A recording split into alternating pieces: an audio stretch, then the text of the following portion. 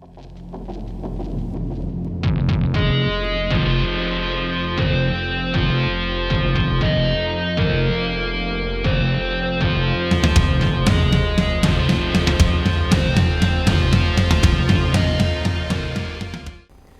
up, guys? This is Versus Z reviewing NECA's Battle Damaged Predator, aka the Wolf, from Aliens vs. Predator Requiem.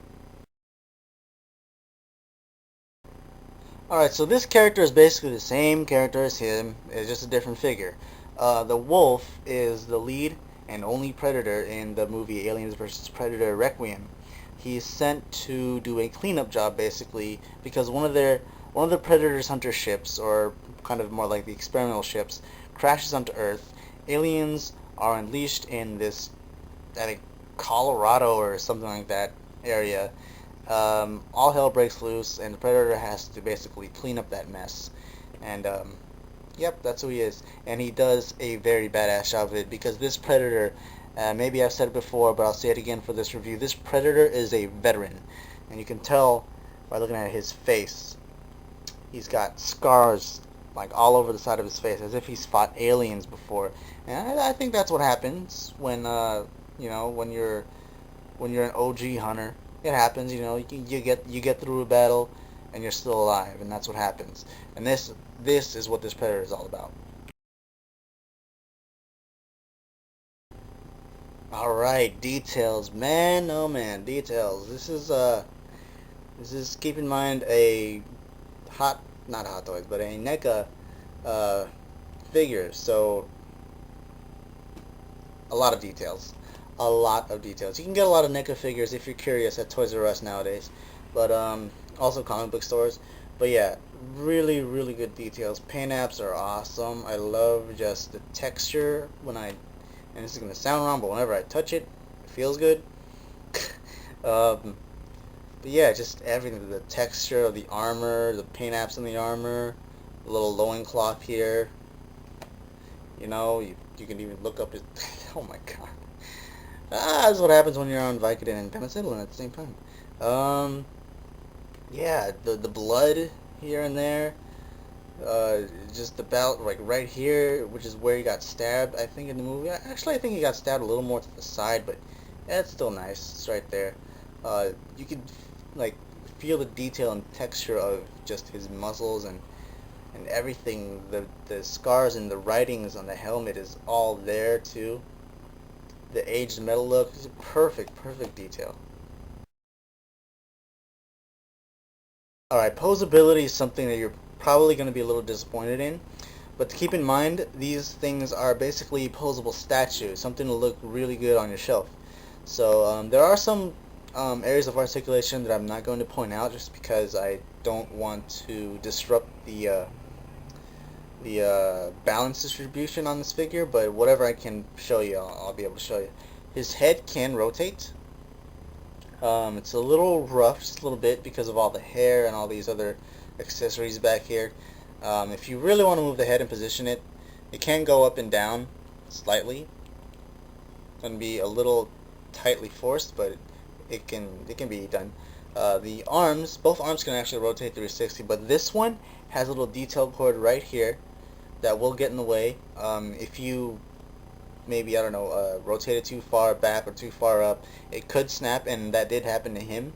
So I just decided to cut it off so I can get some more posability off of him. So if you have this figure, or if you decide to get this figure and you want the full posability, maybe you can just cut that off, but for him, I'm just gonna leave it on, because I think it looks nice and I can get by without it, without the extra posability. But the arms can rotate, go up and down, or in and out of the body, rotate here at the bicep, and rotate at the wrist.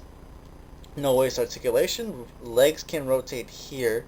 They're connected by a hinge, and they can only rotate on their axis, and something fell off, I'm not going to get it. They can rotate here in the thighs. They can bend at the knee. They can be straight, and as far as they can bend, they can bend to a full 90-degree angle. The feet are also in the same peg system here. They just peg in there, and they can pretty much rotate too. And that is the extent of articulation. Alright, his accessories I'm going to try to do is as quick as possible, so try to keep up with me. I'm going to start with what he doesn't come with, because some parts I actually got from the other Predator figure. I just wanted to borrow him. This hand is the other Predator's. He has two plasma casters, but one of them is borrowed from the other Predator figure. And that's about all that I've borrowed. What he does come with is this really short staff. It's my mind to complain about it. It's a little too short for my taste. Could be a little bit longer. He has a signature wrist blades, which you can extend. And you can actually extend it a lot farther out than that. Just gotta pull it out. There you go. That looks good. Oh yeah, his cleanup kit back here, you can just attach onto his back with that hole right there. There's a fat peg, you can just attach it back there, kind of give him some, kind of a beefier looking back. The plasma casters do come with this extra piece of plastic, which I didn't point out in the other review. What this is if you've seen the movie, he can actually turn his plasma caster into kind of a pistol weapon. And he only has one of them though. He has this extra hand for holding weapons, and the two neatest things about this figure is probably why I got it in the first place, is that it comes with these two little guys. The alien face hugger, which basically does what its name applies. It hugs your face, plants an egg down your throat, then this comes out.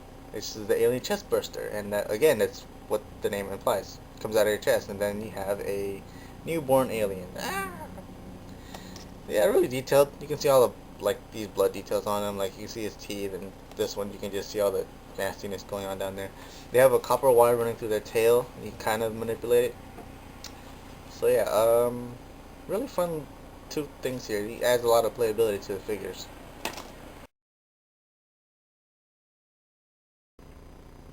Alright, so I have to be honest, and first of all, I'd like to thank Maserao519 for this figure. It's awesome, I love it, thank you so much. But as for my final thoughts, can I recommend this figure? To the general consumer, maybe not. A couple reasons. One, it's kind of hard to come by. Two, considering what you're paying for it, it's probably $15 at a store if you can find them. But more commonly, you're going to come across them online, so you're going to be going for shipping and stuff like that, and it'll probably cost up to $20 to $30 when you get it online. Three, what you're paying for is just, it doesn't make sense for someone, and you kind of have to be a fan of Predator to really appreciate this figure. So I can't say I can recommend it to anyone, but to Predator fans, I can definitely recommend it because, for one, okay, $15 to $20, or maybe even 30 sometimes, depending on where you get it. It's a good purchase, because all the other really nice looking Predator figures are going to cost you maybe 2, 3, or 4 times as much as what you're going to get this guy for. But it is worth it. Those are nice statue figures, and if you don't know what I'm talking about, you guys should refer to Night Slade 2007, I believe his name is. I forgot the numbers part, but dude, you know who you are. Check out his reviews. He does these nice reviews and showcases of these statues, these maquettes, these character busts of just like horror movie legends, Terminator, Predator, Iron Man, like a lot of these just wonderful masterpiece figures, and he does really good reviews. And anyway, you should check him out. But as for this figure, like I said, I cannot recommend him to anyone, but for a fan of Predator, yes, definitely I can recommend him. Or just these figures in general. But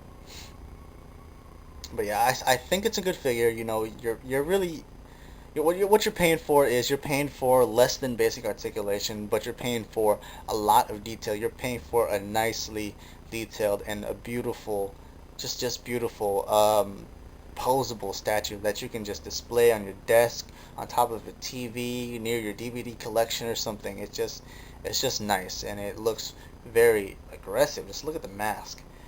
But yep, this has been a video review of NECA's Battle Damage Predator the Wolf from Aliens vs. Predator Requiem. I hope you guys enjoyed this review, and I'll catch you guys later. Thanks for watching.